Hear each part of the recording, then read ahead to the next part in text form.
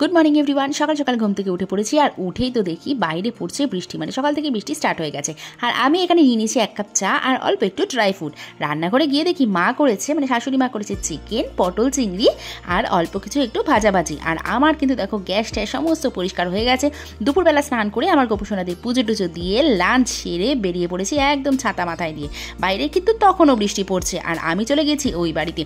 1 cup চা নিয়ে সোজা চলে গেছিলাম পড়ার ঘরে। আর পড়ানোর পরে আমি আর আমার দিদি বেরোবো বলে একটু রেডি হয়ে নিয়েছিলাম। তো আমি কিন্তু বেরিয়ে পড়েছি ছাতা নিয়ে, কারণ তখনও বৃষ্টি পড়ছে, বৃষ্টি মনে হচ্ছে আজকে থামবেই না। আর এইদিকে দিদি ডিমু চলে এসে আমরা ঢুকে গেছিলাম প্যান্টলুন্সে।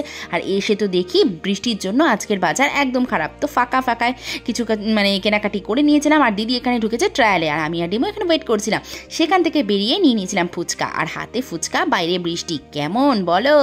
যাই হোক, এখানে কিন্তু আমাদের খাওয়া দাওয়া মোটামুটি কমপ্লিট। এবার চলে যেতে হবে বাড়িতে, বৃহস্পতিবারের ফুল কিনে সোজা বাড়ি। বাই।